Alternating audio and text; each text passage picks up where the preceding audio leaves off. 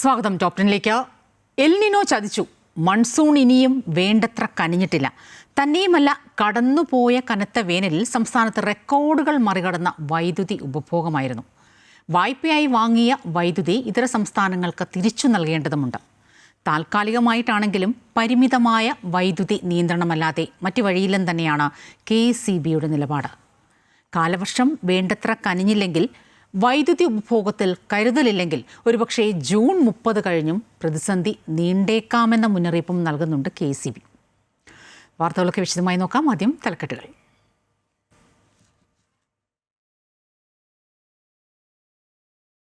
സംസ്ഥാനത്ത് വൈദ്യുതി നിയന്ത്രണം ജൂൺ 30 വരെ വൈകിട്ട് 6 മണി മുതൽ 12 മണി വരെ നിയന്ത്രണമെന്ന് KECB.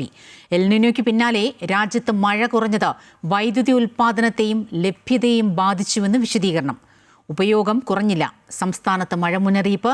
കോഴിക്കോട് ഓറഞ്ച് അലർട്ട്, 6 ജില്ലകളിൽ യെല്ലോ അലർട്ട്. ഞായറാഴ്ച മുതൽ മഴ ശക്തമാകുമെന്നും മുന്നറിയിപ്പ്.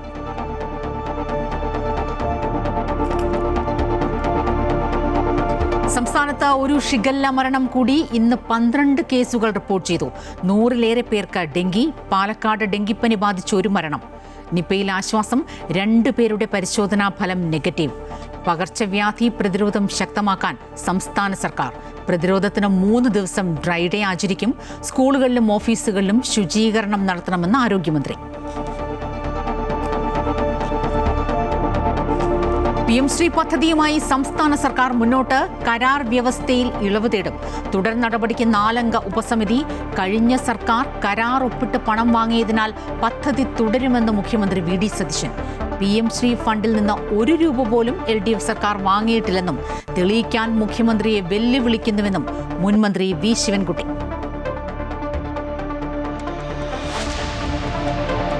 നിർണായക കൂടിക്കാഴ്ച നടത്തി പ്രധാനമന്ത്രി നരേന്ദ്രമോദിയും അമേരിക്കൻ പ്രസിഡന്റ് ഡൊണാൾഡ് ട്രംപും. ഇന്ത്യൻ നാവികരുടെ സുരക്ഷ പരമപ്രധാനമെന്ന് മോദി. ഇന്ത്യ വിശ്വസ്ത പങ്കാളിയെന്നും വ്യാപാര കരാർ ഉടൻ യാഥാർത്ഥ്യമാക്കുമെന്നും ട്രംപ്. സമുദ്രരംഗത്തെ സുരക്ഷയ്ക്കായി രാജ്യങ്ങൾ ഒറ്റക്കെട്ടായി പ്രവർത്തിക്കണമെന്ന് മോദി G7-ൽ. മാസപ്പടി കേസിൽ പിണറായി വിജയന്റെ മകൾ വീണയെ ചോദ്യം ചെയ്ത ED. കൊച്ചി ഓഫീസിൽ 8.5 മണിക്കൂർ ചോദ്യം ചെയ്തത് കനത്ത സുരക്ഷയിൽ. SFIO രേഖകൾ ലഭിച്ച ശേഷം ആവശ്യമെങ്കിൽ വീണ്ടും ചോദ്യം ചെയ്യും. മഹാരാഷ്ട്രയിൽ ഓപ്പറേഷൻ ടൈഗറുമായി NDA. ശിവസേന ഉദ്ധവ് വിഭാഗത്തിൽ പ്രതിസന്ധി. 6 MPമാർക്കൊപ്പം ഷിൻഡെയ്ക്കൊപ്പം ചേർന്ന NDAയുടെ ഭാഗമാകും. MPമാരെ പണം നൽകി സ്വാധീനിച്ചുവെന്ന് സഞ്ജയ് റൌത്ത് MP. മഹാരാഷ്ട്രയിൽ NCP ശരത് പവാർ വിഭാഗവും പിളർപ്പിലേക്ക്. നേതൃയോഗം വിളിച്ച് ശരത് പവാർ. ഉത്തർപ്രദേശിൽ സമാജ്വാദി പാർട്ടിയിലും പ്രതിസന്ധി. മൈസൂരിലെ സർക്കാർ ആശുപത്രിയിൽ രോഗികളുടെ കൂട്ടമരണം. ജയദേവ ഹൃദ്രോഗ ആശുപത്രിയിൽ 24 മണിക്കൂറിനിടെ മരിച്ചത് 11 രോഗികൾ. പ്രതിഷേധവുമായി ബന്ധുക്കൾ. വീഴ്ചയില്ലെന്നും ഗുരുതരാവസ്ഥയിലുള്ള രോഗികളാണ് മരിച്ചതെന്നും ആശുപത്രി അധികൃതർ. ലോകകപ്പിൽ അർജന്റീനയ്ക്ക് ജയത്തുടക്കം. അൾജീരിയയെ തോൽപ്പിച്ചത് എതിരില്ലാത്ത 3 ഗോളുകൾക്ക്. ഹാട്രിക്കുമായി മെസ്സി. റൊണാൾഡോ അല്പസമയത്തിനകം കളിക്കളത്തിൽ.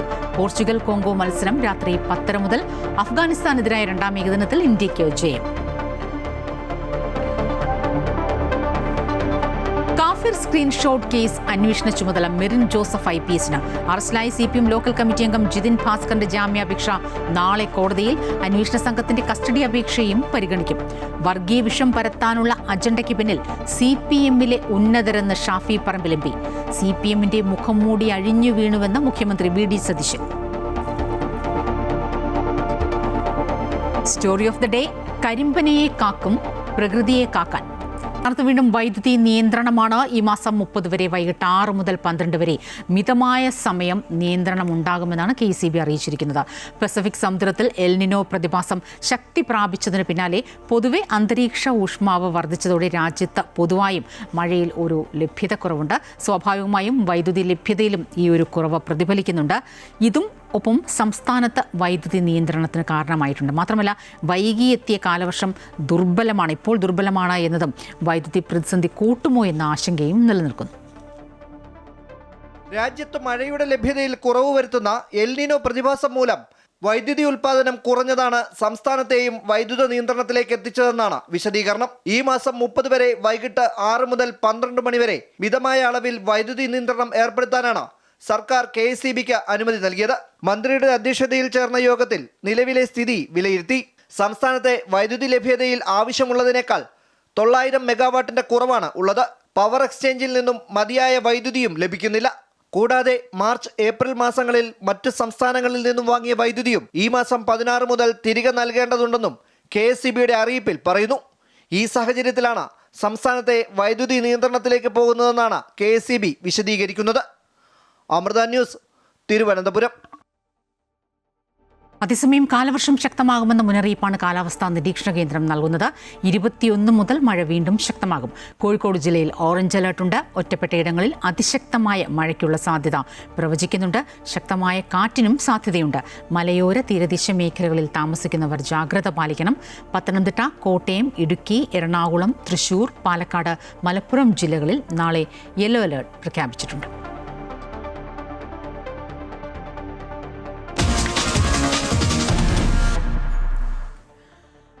കാലവർഷത്തിന് പിന്നാലെ പകർച്ചപ്പനിയിലും മറ്റ് പകർച്ചവ്യാധികളിലും സംസ്ഥാനത്തെ ആരോഗ്യ മേഖലയിൽ ആശങ്കയേറുകയാണ്. ഒരു ഷിഗല്ല മരണം കൂടി ഇന്നിപ്പോൾ റിപ്പോർട്ട് ചെയ്തിരിക്കുന്നു. മലപ്പുറം സ്വദേശിയായ 75-കാരി മരിച്ചു. മാത്രമല്ല 12 പേർക്ക് കൂടി സംസ്ഥാനത്ത് ഇന്ന് ഷിഗല്ല സ്ഥിരീകരിച്ചിട്ടുണ്ട്.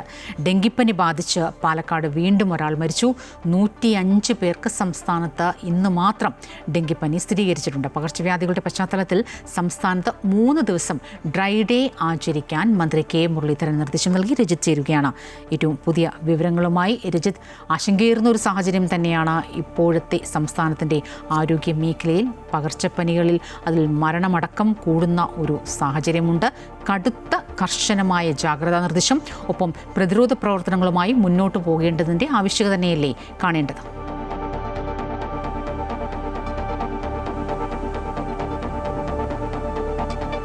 തീർച്ചയായും സ്വപ്ന, ഷിഗല്ല ബാധയെ തുടർന്ന് ഒരു മരണം കൂടി ഇന്നിപ്പോൾ റിപ്പോർട്ട് ചെയ്തിരിക്കുന്നു എന്നതാണ്. 75 വയസ്സുള്ള മലപ്പുറം സ്വദേശിനിയാണ് ഈ ഷിഗല്ല ബാധയെ തുടർന്ന് മരിച്ചിരിക്കുന്നത്. 12 പേർക്ക് ഇന്ന് ഷിഗല്ല ബാധ സ്ഥിരീകരിക്കുകയും ചെയ്തിട്ടുണ്ട്. അതിൽ ഏറ്റവും പ്രധാനം ഡെങ്കി ബാധയെ തുടർന്നും ആളുകൾ മരിച്ചിരിക്കുന്നു എന്നതാണ്. ഡെങ്കിപ്പനി ബാധിച്ചതിനെ തുടർന്ന് പാലക്കാടാണ് മരണം ഉണ്ടായിരിക്കുന്നത്. പാലക്കാട് ഇതോടുകൂടി ഒരാഴ്ചക്കുള്ളിൽ 3 പേരുടെ മരണം റിപ്പോർട്ട് ചെയ്തതായാണ് ആരോഗ്യവകുപ്പ് തന്നെ റിപ്പോർട്ട് ചെയ്യുന്നത്. ഏറ്റവും പ്രധാനപ്പെട്ട കാര്യം 105 പേർക്ക് ഇന്ന് ഡെങ്കിപ്പനി സ്ഥിരീകരിക്കുന്ന ഒരു സാഹചര്യമുണ്ടായി.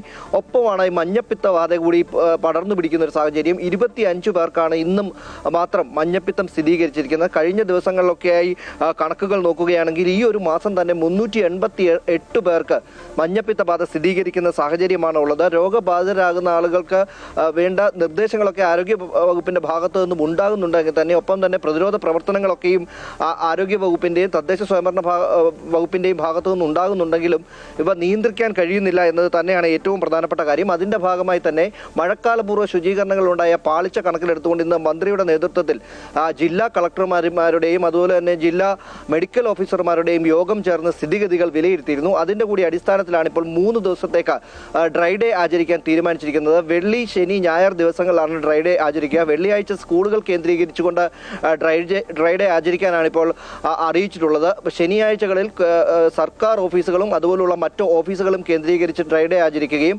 ഞായറാഴ്ച അത് വീടുകൾ കേന്ദ്രീകരിച്ചുകൊണ്ട് ഡ്രൈ ഡേ ആചരിക്കണമെന്ന നിർദ്ദേശമാണ് ഇതിനോടകം തന്നെ നൽകിയിട്ടുള്ളത്. കടുത്ത ജാഗ്രതാ നിർദ്ദേശമാണ് സംസ്ഥാനത്തൊട്ടാകെ തന്നെ നൽകിയിട്ടുള്ളത്. ആ ഒരു ജാഗ്രതാ നിർദ്ദേശങ്ങൾ കൃത്യമായി തന്നെ ആളുകൾ പാലിക്കണമെന്ന നിർദ്ദേശം കൂടി ആരോഗ്യ വകുപ്പ് നൽകുന്നുണ്ട്. മന്ത്രിയും ഇക്കാര്യത്തിൽ ഷിഗല്ലയും അതുപോലെ തന്നെ നിപ്പ ഉൾപ്പെടെയുള്ള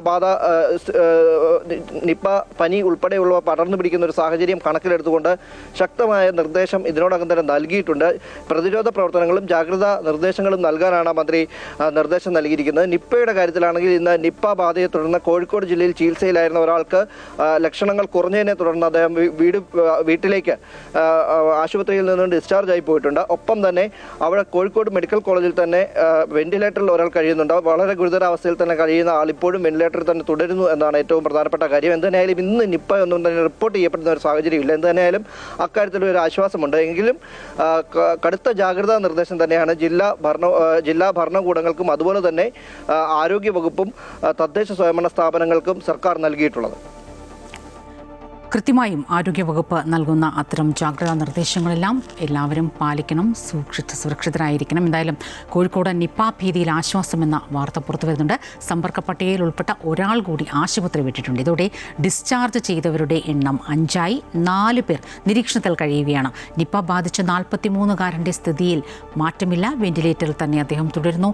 നിലവിൽ 104 പേർ സമ്പർക്ക പട്ടികയിലുണ്ട്. ഇതിൽ 4 പേർ വളരെ ഹൈ റിസ്ക് വിഭാഗത്തിലും 14 പേർ റിസ്ക് വിഭാഗത്തിലും 86 പേർ ലോ റിസ്ക് വിഭാഗത്തിലുമാണ് ഉൾപ്പെടുന്നത്. സമ്പർക്ക പട്ടികയിൽ ഉൾപ്പെട്ട എല്ലാവരും നിലവിൽ ക്വാറന്റൈനിലാണ്. രോഗബാധ റിപ്പോർട്ട് ചെയ്ത രാമനാട്ടുകര മുനിസിപ്പാലിറ്റി 5-ാം ഡിവിഷനിലെ 75 വീടുകളിൽ കൂടി ആരോഗ്യ പ്രവർത്തകർ ഇന്ന് സന്ദർശനം നടത്തി.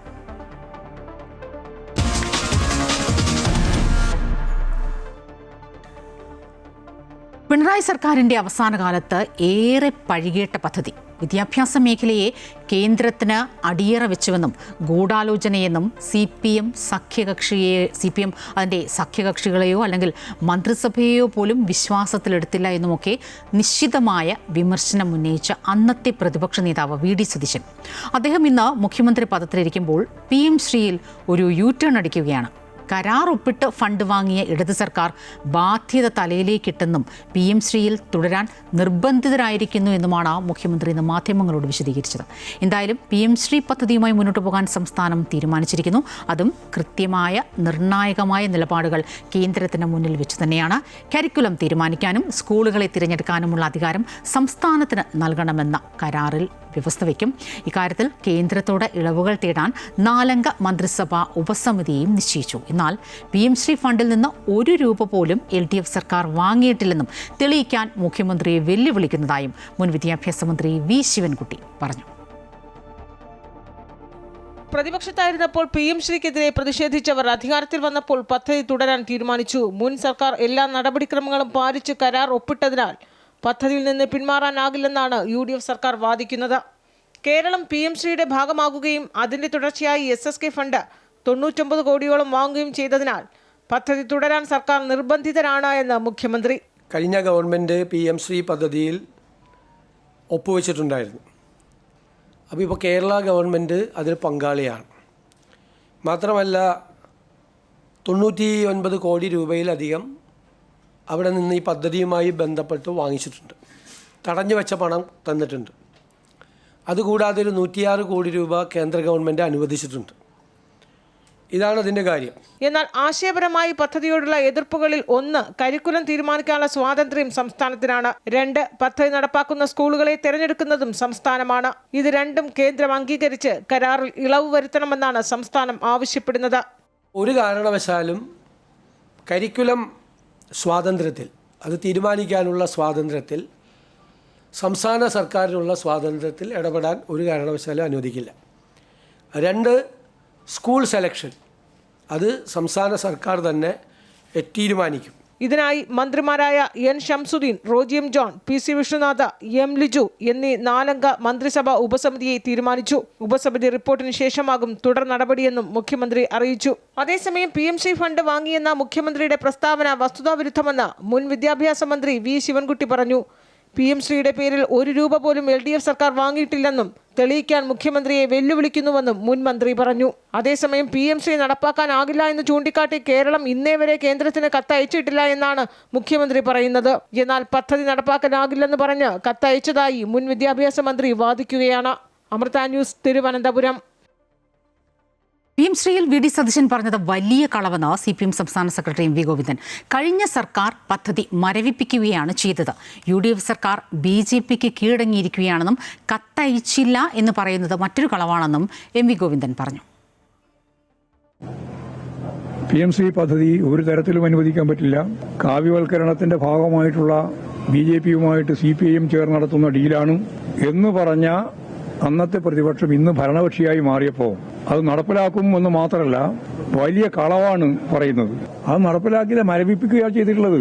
സ്വാഭാവികമായിട്ട് ഈ ഗവൺമെന്റിന് അത് മരവിപ്പിക്കണമെങ്കിൽ തുടർന്ന് മുമ്പോട്ടേക്ക് പോകാൻ സാധിക്കുന്നതേ ഉള്ളൂ. അപ്പോൾ കളവ് പറഞ്ഞ് രക്ഷപ്പെടാൻ വേണ്ടിയിട്ടാണ് BJPക്ക് പൂർണ്ണമായിട്ടും കീഴടങ്ങിയിട്ടുള്ള നിലപാടാണ് യഥാർത്ഥത്തിൽ സ്വീകരിച്ചുകൊണ്ടിരിക്കുന്നത്.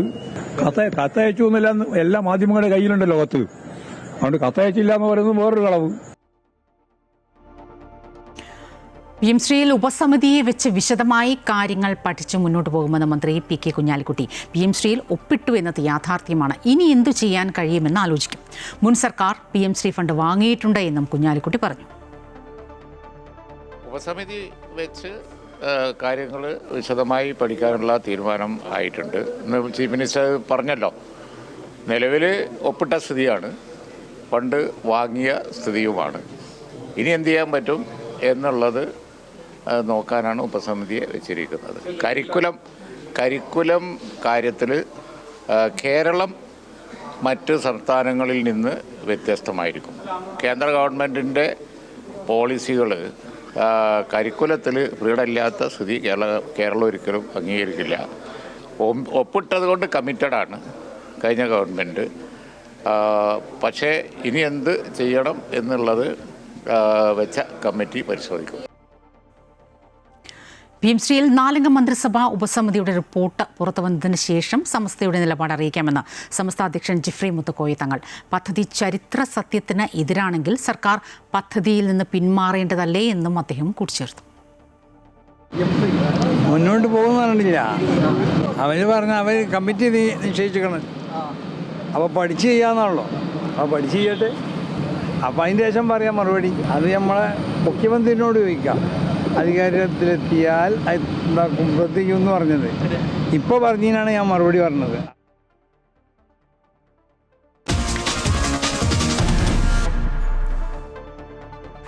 ഫ്രാൻസിൽ നടക്കുന്ന G7 ഉച്ചകോടിക്കിടെ പ്രധാനമന്ത്രി നരേന്ദ്രമോദിയും US പ്രസിഡന്റ് ഡൊണാൾഡ് ട്രംപും കൂടിക്കാഴ്ച നടത്തി. രാജ്യാന്തര കപ്പൽച്ചാലുകളിൽ ജോലി ചെയ്യുന്ന ഇന്ത്യൻ നാവികരുടെ സുരക്ഷാ വിഷയം പ്രധാനമന്ത്രി കൂടിക്കാഴ്ചയിൽ ഉന്നയിച്ചു.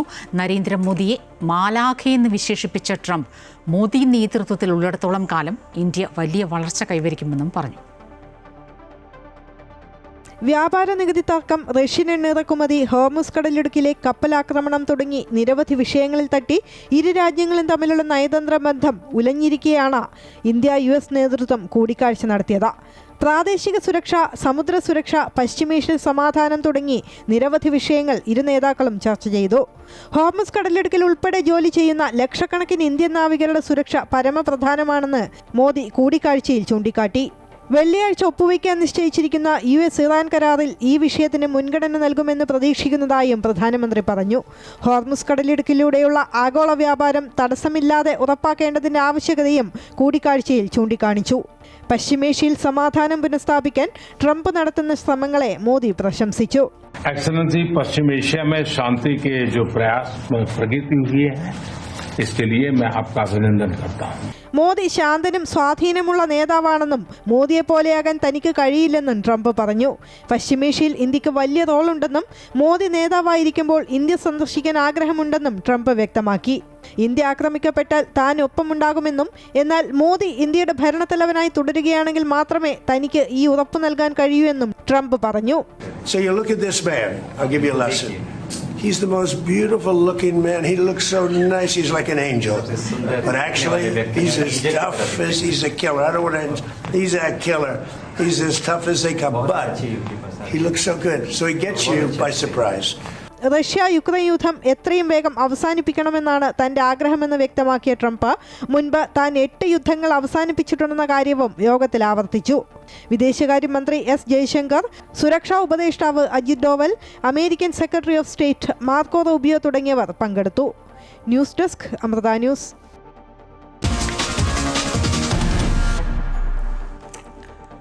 സീമാറൽ എക്സാലോജിക് സാമ്പത്തിക ഇടപാടുമായി ബന്ധപ്പെട്ട കള്ളപ്പണക്കേസിൽ പ്രതിപക്ഷ നേതാവ് പിണറായി വിജയന്റെ മകൾ T വീണയുടെ ഇന്നത്തെ ചോദ്യം ചെയ്യൽ പൂർത്തിയായി. 8 മണിക്കൂറിലേറെയാണ് ഒരുപക്ഷെ ഈ ചോദ്യം ചെയ്യൽ നീണ്ടത്. പുറത്തിറങ്ങിയ വീണ മാധ്യമങ്ങളുടെ ചോദ്യങ്ങളോട് പ്രതികരിച്ചില്ല. കൂടുതൽ ചോദ്യം ചെയ്യലിനായി വീണയെ വീണ്ടും വിളിപ്പിക്കുമെന്നാണ് സൂചന. രാവിലെ 10:30 ഭർത്താവും ബേപ്പൂർ MLAയുമായ മുഹമ്മദ് റിയാസിനൊപ്പമാണ് T വീണ ED ഓഫീസിലെത്തിയത്. 11 മണിയോടെ ആരംഭിച്ച ചോദ്യം ചെയ്യൽ വൈകിട്ട് 7 മണിവരെ തുടർന്നു. CMRL എക്സാലോജിക്കുമായി നടത്തിയ സാമ്പത്തിക ഇടപാടുകളിലായിരുന്നു ചോദ്യം ചെയ്യൽ. വീണയുടെ വിശദമായ മൊഴി ED രേഖപ്പെടുത്തിയിട്ടുണ്ട്. മൊഴി പരിശോധിച്ചതിന് ശേഷം ആവശ്യമെങ്കിൽ വീണയെ വീണ്ടും ചോദ്യം ചെയ്യും. കരിമണൽ കമ്പനിയായ CMRLൽ നിന്നും വീണയുടെ കമ്പനിയായ എക്സാലോജിക്കിന് 2,78 ലക്ഷം രൂപ ലഭിച്ചതായാണ് EDയുടെ കണ്ടെത്തൽ. എന്ത് സേവനത്തിനായാണ് CMRLൽ നിന്നും എക്സാലോജിക്ക് പണം കൈപ്പറ്റിയതെന്ന് ED അന്വേഷിച്ചു വരികയാണ്. CMRLന്റെ അനുബന്ധ കമ്പനിയായ എംപവർ ഇന്ത്യ എന്ന സ്ഥാപനം വഴി 50 ലക്ഷം രൂപയും വായ്പയായി വീണ കൈപ്പറ്റിയിട്ടുണ്ട്. കഴിഞ്ഞ ദിവസങ്ങളിൽ CMRL MD ശശിധരൻ കർത്തയുടെ കുടുംബാംഗങ്ങളും കമ്പനി ഡയറക്ടർമാരുമായ ജയ എസ് കർത്ത, ശരൺ എസ് കർത്ത, ഷിബി എസ് കർത്ത എന്നിവരെയും കേസിൽ ED ചോദ്യം ചെയ്തിരുന്നു. അടുത്ത ദിവസങ്ങളിൽ CMRL ജീവനക്കാരെയും ചോദ്യം ചെയ്യാൻ ED വിളിപ്പിച്ചിട്ടുണ്ട്. അമൃത ന്യൂസ്, കൊച്ചി. മൈസൂരിലെ ഹൃദ്രോഗാശുപത്രിയിൽ 24 മണിക്കൂറിനിടെ 11 രോഗികൾ മരിച്ചതായി ആരോപണം. തൃണമൂൽ കോൺഗ്രസിന് പിന്നാലെ ശിവസേന ഉദ്ധവ് വിഭാഗത്തിലും പ്രതിസന്ധി. ഉദ്ധവ് പക്ഷത്തുള്ള 6 MPമാർ ഷിൻഡെയ്ക്കൊപ്പം ചേർന്ന NDAയുടെ ഭാഗമാകും. മഹാരാഷ്ട്രയിൽ ഓപ്പറേഷൻ ടൈഗർ എന്ന പേരിലാണ് ഏകനാഥ് ഷിൻഡെ വിഭാഗത്തിന്റെ നീക്കം. MPമാരെ പണം നൽകി സ്വാധീനിച്ചതാണെന്ന് MP സഞ്ജയ് റൌത്ത് ആരോപിക്കുന്നു. മഹാരാഷ്ട്രയിൽ ശിവസേന വീണ്ടും പിളർത്തിക്കൊണ്ടാണ് MPമാരുടെ നീക്കം. ഉദ്ധവ് പക്ഷത്തുള്ള 6-ൽ കൂടുതൽ MPമാർ ഉപമുഖ്യമന്ത്രി ഏക്നാഥ് ഷിൻഡെയ്ക്കൊപ്പം ചേരും. ഡൽഹിയിലെത്തിയ MPമാർ ഉടനെ സ്പീക്കറെ കണ്ട് കത്ത് നൽകാനാണ് തീരുമാനം. ഏക്നാഥ് ഷിൻഡെയുടെ മകൻ ശ്രീകാന്ത് ഷിൻഡെ ശിവസേന ഉദ്ധവ് പക്ഷ MPമാരുമായി കൂടിക്കാഴ്ച നടത്തി. പാർട്ടി വിടാൻ ആഗ്രഹിക്കുന്നവർക്ക് രാജിവെച്ചു പോകാമെന്ന് ഉദ്ധവ് വിഭാഗത്തിലെ മുതിർന്ന നേതാവ് സഞ്ജയ് റൌത്ത് പറഞ്ഞു. MPമാരെ BJPയും ഏക്നാഥ് ഷിൻഡെയും പണം നൽകി സ്വാധീനിച്ചതാണെന്നും MPമാർക്ക് ചാർട്ടേഡ് ഫ്ലൈറ്റ് തയ്യാറാക്കിയെന്നും സഞ്ജയ് റൌത്ത് ആരോപിച്ചു. पैसा पहुंच गया ऐसा मुझे इन्फॉर्मेशन है और बाद में चार्टर फ्लाइट में बैठे. पहले पैसा हाथ में दे दो, वो पैसा लिया है लोगों ने, और बाद में चार्टर फ्लाइट दिया. नांदेड़ से, पुणे से, 3 जगह से चार्टर फ्लाइट छोड़े. ശിവസേന ഉദ്ധവ് വിഭാഗത്തിന് ആകെ 9 ലോക്സഭാ MPമാരാണുള്ളത്. ഓപ്പറേഷൻ ടൈഗർ എന്ന പേരിൽ ഏക്നാഥ് ഷിൻഡെ വിഭാഗത്തിന്റെ നീക്കത്തിലൂടെ 3-ൽ 2 ഭൂരിപക്ഷം MPമാരും മാറുന്നതോടെ കൂറുമാറ്റ നിരോധന നിയമവും ബാധകമാകില്ല.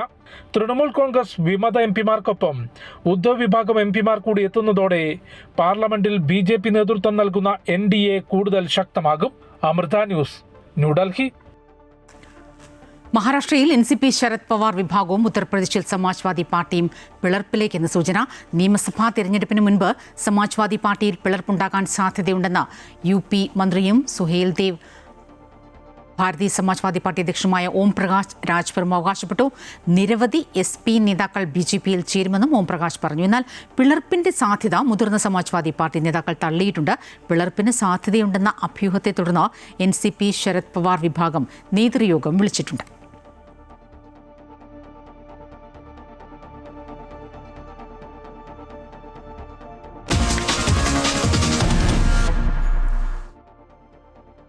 മൈസൂരിലെ ജയദേവ ഹൃദ്രോഗാശുപത്രിയിൽ 24 മണിക്കൂറിനിടെ 11 രോഗികൾ മരിച്ചതായി ആരോപണം. ഇന്നലെ രാവിലെ 8 മണിക്കും ഇന്ന് രാവിലെ 8 മണിക്കും ഇടയിലാണ് മരണങ്ങൾ സംഭവിച്ചത്. കർണാടക സർക്കാരിന് കീഴിലെ സ്വയംഭരണാധികാരമുള്ള ആശുപത്രിയാണിത്. സംഭവത്തിന് പിന്നാലെ രോഗികളുടെ ബന്ധുക്കൾ പ്രതിഷേധവുമായി രംഗത്തെത്തി. വേണ്ടത്ര ഡോക്ടർമാരില്ലാത്തതും ജീവനക്കാരുടെ അനാസ്ഥയുമാണ് കൂട്ടമരണത്തിന് ഇടയാക്കിയതെന്ന് ബന്ധുക്കൾ ആരോപിക്കുന്നു. സൂപ്പർ സ്പെഷ്യാലിറ്റി ആശുപത്രിയായതിനാൽ അതീവ ഗുരുതരാവസ്ഥയിലുള്ള രോഗികളെയാണ് ഇവിടെ പ്രവേശിപ്പിക്കാറുള്ളതെന്ന് ആശുപത്രി അധികൃതർ പറഞ്ഞു. അസ്വാഭാവികതയില്ലെന്നും ചികിത്സാ പിഴവടക്കമുള്ള വീഴ്ചകളൊന്നും തന്നെ ഉണ്ടായിട്ടില്ല എന്നും ആശുപത്രി സൂപ്രണ്ട് വാർത്താ സമ്മേളനത്തിൽ വ്യക്തമാക്കി. എന്നാൽ ആശുപത്രിയിലെത്തുന്ന രോഗികളുടെ എണ്ണം വർദ്ധിച്ചു വരുന്ന സാഹചര്യത്തിൽ കൂടുതൽ ജൂനിയർ ഡോക്ടർമാരുടെ സേവനം ആവശ്യമാണെന്നും ഡോക്ടർ ಸದಾನಂದ പറഞ്ഞു. ಇಷ್ಟ ನೆನ್ನೆನೂ ನಾನು ಅಷ್ಟೇ ನಿನ್ನೆ ರಾತ್ರಿ ನಾನು ಹೋಗಿದ್ದು ರಾತ್ರಿ 10 ಗಂಟೆ ಹಾಸ್ಪಿಟ್ಲಿಂದ ಹೋಗಿದ್ದು. ಅಷ್ಟೊಂದು ಪೇಷಂಟ್ಸು ಅಷ್ಟೊಂದು ಒತ್ತಡ ನಮ್ಮ ಮೇಲಿದೆ. We are all working overtime and double our capacity. ನಮಗೆ ಎಷ್ಟು ಸಾಧ್ಯ ಒಬ್ಬ ವೈದ್ಯನಿಗೆ ಅದರ 2 ಪಟ್ಟು ನಾವು ಕೆಲಸ ಮಾಡಿದ್ದೀವಿ. ಈಗ ನಾನು ಜೂನ್ 1 ತಿಂಗಳು ಡೆತ್ತನ್ನು ನಾನು ಕೊಡ್ತೀನಿ. ಕೆಲವು ದಿವಸ 0 ಡೆತ್ಸು, ಕೆಲವು ದಿನ ಬರೀ 1 ಡೆತ್ತು, 2, 4 ಇದು ನಿನ್ನೆ ಒಂದೇ ದಿವಸ 11 ಡೆತ್ ಆಗಿರೋದು. ಅದರ್ವೈಸ್ ಜೂನ್ದು ಫುಲ್ ಡೇಟಾ ನಿಮಗೆ ನಾನು ಕೊಡ್ತೀನಿ, ಆಯಿತಾ. ದಿನವಹಿ ಇದು ಅಡ್ಮಿಷನ್ ಎಷ್ಟು, ಫಾರ್ ಎಕ್ಸಾಂಪಲ್ 63 ಜನ ಅಡ್ಮಿಟ್ ಆದರೆ 1 ಡೆತ್ ಆಗಿದೆ. So visit accept.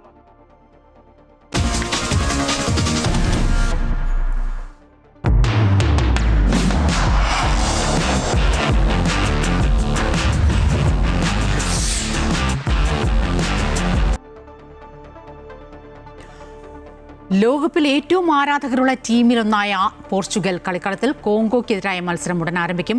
ഗ്ലാമതാരം ക്രിസ്ത്യാനോ റൊണാൾഡോയും ആദ്യ 11-ൽ ഇടം നേടി. മെസ്സിക്ക് പിന്നാലെ 6 ലോകകപ്പ് കളിക്കുന്ന രണ്ടാമത്തെ താരമെന്ന നേട്ടം റൊണാൾഡോ സ്വന്തമാക്കി.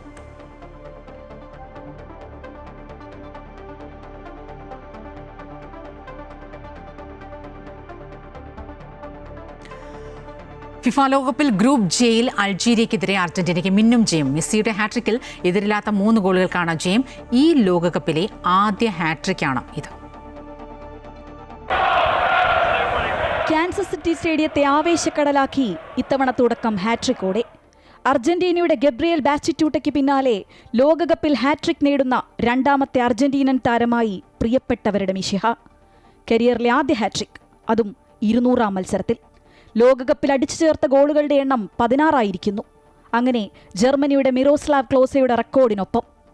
അർജന്റീന ജേഴ്സിയിലെ 120-ാം ഗോൾ. അൾജീരിയക്കെതിരായ മത്സരത്തിൽ 5-ാം മിനിറ്റിൽ തന്നെ ആദ്യ ഗോൾ അടിച്ചു. പക്ഷേ ഓഫ് സൈഡ്. പിന്നെ 17-ാം മിനിറ്റിൽ റോഡ്രിഗോ ഡി പോളിന്റെ മനോഹരമായ അസിസ്റ്റിൽ മെസ്സിയുടെ കാലുകളിലേക്ക് എത്തിയ പന്ത് അൾജീരിയൻ പോസ്റ്റിന്റെ ടോപ്പ് കോർണറിലേക്ക് അടിച്ചു കയറ്റി ഗോൾ വേട്ടയ്ക്ക് തുടക്കം. അൾജീരിയൻ കീപ്പർ ലൂക്കാസിദാൻ തട്ടിയകറ്റിയ മാക്കാലിസ്റ്ററിന്റെ ലോങ് റേഞ്ച് ഷോട്ടിലൂടെ റീബൗണ്ട് ചെയ്തെത്തിയ പന്ത് വലയിലെത്തിച്ച് 60-ാം മിനിറ്റിൽ വീണ്ടും മെസ്സി മാജിക്. പകരക്കാരനായി വന്ന നിക്കോ ഗോൺസാലസിന്റെ പാസിൽ നിന്ന് പോസ്റ്റിന്റെ കോർണറിലേക്ക് ഷോട്ടടിച്ച് 76-ാം മിനിറ്റിൽ ഹാട്രിക് തികച്ചു. ഹാട്രിക് മാത്രമല്ല, ഒരുപിടി റെക്കോർഡുകളോടുകൂടി കളം വിട്ട താരത്തിനായി കൈയടിക്കുകയായിരുന്നു സ്റ്റേഡിയം. ഒപ്പം ആദ്യ കളിയിലെ സ്വപ്നതുല്യമായ തുടക്കം ഇനിയും ആവർത്തിക്കണേ എന്ന പ്രാർത്ഥനയും. Sports desk, Amrita news. ലോകകപ്പ് ഫുട്ബോൾ തുടങ്ങിയതോടെ കാസർഗോഡ് പുല്ലൂരിലെ ഗോവിന്ദ് സ്റ്റോർ ബ്രസീൽ സ്റ്റോറായി മാറി. ഫുട്ബോൾ ആവേശങ്ങൾക്കിടയിൽ ബ്രസീൽ പതാകയുടെ നിറമാണ് കടയ്ക്കപ്പോൾ. ആവേശം വാനോളം ഉയർത്തി നെയ്മറുടെ ചിത്രവും പതിച്ചിട്ടുണ്ട്. പുല്ലൂർ ഉദയനഗറിലെ ഹോട്ടലും സ്റ്റേഷനറിയും ഉൾപ്പെടുന്ന ഗോവിന്ദ് സ്റ്റോർ മഞ്ഞപ്പടയുടെ ആവേശത്തിനൊപ്പമാണ്. കടയുടമ കുഞ്ഞിക്കണ്ണന്റെ മകൻ പ്രവീണാണ് ലോകകപ്പ് ഫുട്ബോൾ തുടങ്ങിയതോടെ കടയ്ക്ക് ഇത്തരത്തിൽ പെയിന്റിംഗ് നടത്തിയത്. ലോകകപ്പിന്റെ ആവേശമേറ്റെടുത്ത ഉദയനഗറിലെ കവലയിൽ ഗോവിന്ദ് സ്റ്റോറിലെ പെയിന്റിംഗ് മത്സരങ്ങളുടെ ആവേശങ്ങൾക്കൊപ്പം കൗതുക കാഴ്ചയാണ്. മഞ്ഞയും പച്ചയും കലർന്ന പെയിന്റിംഗിലൂടെ ഗോവിന്ദ് സ്റ്റോർ ബ്രസീൽ സ്റ്റോറായി മാറിയത് നാട്ടുകാർക്കിടയിൽ ചർച്ചയാണ്. ബ്രസീൽ ടീമിനോട് ചെറുപ്പകാലം മുതലുള്ള ഇഷ്ടമാണ് ബ്രസീൽ പതാകയുടെ നിറം നൽകാൻ പ്രേരിപ്പിച്ചതെന്ന് പ്രവീൺ പറഞ്ഞു. കുഞ്ഞുനാളിൽ ബ്രസീലിനോടുള്ള ഒരു ആരാധന, പിന്നെ കളിയിലെ ആ താളം എല്ലാം കൂടി ഇല്ലാകുമ്പോൾ നമുക്ക് ബ്രസീൽ പണ്ടേ കുഞ്ഞുനാളിലെ ഒരു ആരാധന. അതുകൊണ്ട് ഇപ്പോൾ പ്രകൃതിക്കൊന്നും ദോഷമില്ലാത്ത രീതിയിൽ ചെയ്യാന്ന് വിചാരിച്ചാൽ അങ്ങനെ ഒരു ആശയം തോന്നി ഇങ്ങനെ ചെയ്തു. വൈകുന്നേരങ്ങളിൽ ബ്രസീൽ ആരാധകർ ഒത്തുകൂടുന്ന ഇടമായിരിക്കുകയാണ് ഗോവിന്ദ് സ്റ്റോർ. ലോക ഫുട്ബോൾ തുടങ്ങുന്നതിന് ഒരു 2 ആഴ്ച മുന്നേ തന്നെ ഈ നാട്ടിൽ ആകെ ആവേശമായിരുന്നു. കുട്ടികളും ചെറുപ്പക്കാരും എല്ലാവരും പല ഭാഗത്തും പല ബോർഡുകളൊക്കെ വെക്കുന്ന തിരക്കിലായിരുന്നു. ഇപ്പോൾ 1-2 സ്ഥലത്ത് റൂം തന്നെ വാടക എടുത്തിട്ട് കുട്ടികൾ വലിയ സ്ക്രീൻ വെച്ച് കളിയൊക്കെ കാണുന്നുണ്ട്. തൊട്ടടുത്ത ക്ലബ്ബിൽ കളി കാണുന്നുണ്ട്. ഇവിടെയാണെങ്കിൽ ഒരു കട തന്നെ പൂർണ്ണമായിട്ട് ബ്രസീലിന് വേണ്ടി സമർപ്പിച്ചിരിക്കുകയാണ്. 3 ഷട്ടറുകളുള്ള കടയിൽ 2 ദിവസം കൊണ്ടാണ് പെയിന്റിംഗ് പൂർത്തിയാക്കിയത്. നെയ്മറുടെ ചിത്രവും കടയുടെ ചുമരിൽ കാണാം. പുല്ലൂർ ഉദയനഗറിലേക്ക് എത്തുമ്പോൾ ബ്രസീൽ ആരാധകരുടെ എണ്ണവും അവരുടെ ആവേശവും ഇവിടെ നമുക്ക് വളരെ വ്യക്തമാണ്. അതാണ് എനിക്ക് പിന്നിലുള്ള പ്രവീണിന്റെ ഗോവിന്ദ് സ്റ്റോറിലും കാണപ്പെടുന്നത്. ക്യാമറമാൻ സതീഷ് ഉദമയ്ക്കൊപ്പം അനൂപ് നീലേശ്വരം, അമൃത ന്യൂസ്, കാസർഗോഡ്. അഫ്ഗാനിസ്ഥാനെതിരായ 2ാം ഏകദിന മത്സരത്തിൽ ഇന്ത്യക്ക് തകർപ്പൻ ജയം. 170 റൺസിനാണ് ഇന്ത്യ അഫ്ഗാനിസ്ഥാനെ തകർത്തത്. ആദ്യം ബാറ്റ് ചെയ്ത ഇന്ത്യ ശുഭ്മാൻ ഗില്ലിന്റെയും ഇഷാൻ കിഷന്റെയും സെഞ്ചുറികളുടെ മികവിൽ 402 റൺസ് നേടി. മറുപടി ബാറ്റിംഗിനിറങ്ങിയ അഫ്ഗാനിസ്ഥാൻ 33 പന്ത് ബാക്കി നിൽക്കെ 232 റൺസിന് എല്ലാവരും പുറത്തായി. ഇതോടെ 3 ഏകദിന മത്സരങ്ങളുള്ള പരമ്പരയിൽ ഇന്ത്യ 2-0 മുന്നിലാണ്.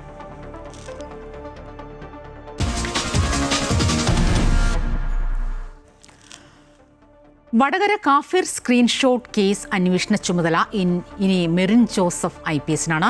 കോഴിക്കോട് റൂറൽ ജില്ലാ പോലീസ് മേധാവിയായി മെറിൻ ജോസഫ് IPS എന്ന ചുമതലയേറ്റു. സ്ക്രീൻഷോട്ട് പ്രചരിപ്പിച്ചതിന്റെ പേരിൽ അറസ്റ്റിലായ CPM തിരുവള്ളൂർ തുരുത്തി ലോക്കൽ കമ്മിറ്റി അംഗം ജിതിൻ ഭാസ്കർ റിമാൻഡിലാണ്. പ്രതിയെ ചോദ്യം ചെയ്യാൻ അന്വേഷണ സംഘം ഇന്ന് കസ്റ്റഡി അപേക്ഷ നൽകിയിട്ടുണ്ട്. അതിനിടെ സ്ക്രീൻഷോട്ട് വിവാദത്തിൽ നന്ദി പറയുന്നത് വടകരയിലെ ജനങ്ങളോടാണെന്ന് ഷാഫി പറമ്പിൽ MP പ്രതികരിച്ചു. CPM വർഗീയ പോയിസണാകാൻ പാടില്ലായിരുന്നുവെന്നും CPM നേതൃത്വത്തിന്റെ അറിവോടെയാണ് സ്ക്രീൻഷോട്ട് നിർമ്മിച്ചതെന്നും ഷാഫി പറമ്പിൽ ആരോപിച്ചു. വടകരയിലെ കാഫിർ സ്ക്രീൻഷോട്ട് വിഷയത്തിൽ ജനങ്ങൾ കള്ളത്തെ തിരഞ്ഞെടുപ്പിലൂടെ പരാജയപ്പെടുത്തിയതാണ്. ജനങ്ങൾക്ക് നന്ദി. പേരാമ്പ്രയിലും വർഗീയ ധ്രുവീകരണം ഉണ്ടാക്കാൻ ശ്രമിച്ചുവെങ്കിലും നടന്നില്ല എന്നും ഷാഫി പറമ്പിൽ MP വ്യക്തമാക്കി. എനിക്ക് ആദ്യം അതിനകത്ത് നന്ദി പറയാനുള്ളത് വടകരയിലെ ജനങ്ങളോടാണ്. എനിക്ക് ആദരവ് പ്രകടിപ്പിക്കാനുള്ളത് അവരുടെ രാഷ്ട്രീയ ബോധത്തോടാണ്. ഇതിപ്പോൾ വർഷം 2 കഴിഞ്ഞു. 2 അന്വേഷണ സംഘങ്ങൾ വരേണ്ടി വന്നു. അതുപോലെ തന്നെ ഒരു ഭരണകൂടം തന്നെ മാറേണ്ടി വന്നു. പോലീസ് നിഷ്പക്ഷമായി ഇടപെടേണ്ടി വന്നു. ഇടയ്ക്ക് കോടതി പോലീസിൻ്റെ ചെവി പിടിക്കേണ്ടി വന്നു. പേരാമ്പ്രയിൽ ഉൾപ്പെടെ ഇത്തരം ശ്രമങ്ങൾ തുടർന്നപ്പോൾ പേരാമ്പ്രയിലും നാദാപുരത്തും വടകരയിലും കുറ്റ്യാടിയിലും കൊയിലാണ്ടിയിലും 5 ഇടങ്ങളിലും ഇത്തരം ശ്രമങ്ങൾക്കെതിരെ വിധി എഴുതിയ വടകരയിലെ ജനത, കോഴിക്കോട്ടെ ജനത, കേരളത്തിൽ ഇത് തിരിച്ചറിഞ്ഞ ജനത, അപ്പോൾ അവരുടെ രാഷ്ട്രീയ പ്രബുദ്ധതയ്ക്കാണ് ആദരവും നന്ദിയും ആദ്യമായിട്ട് അറിയിക്കുന്നത്. അന്വേഷണ സംഘം അറസ്റ്റ് ചെയ്ത ജിതിൻ ഭാസ്കറിന്റെ ജാമ്യാപേക്ഷയും പ്രത്യേക അന്വേഷണ സംഘത്തിന്റെ കസ്റ്റഡി അപേക്ഷയും കോടതി നാളെ പരിഗണിക്കും. അതേസമയം വിഷയത്തിൽ കരുതലോടെ പ്രതികരിക്കാനാണ് CPIM നേതൃത്വത്തിന്റെ തീരുമാനം. അമൃത ന്യൂസ്, കോഴിക്കോട്.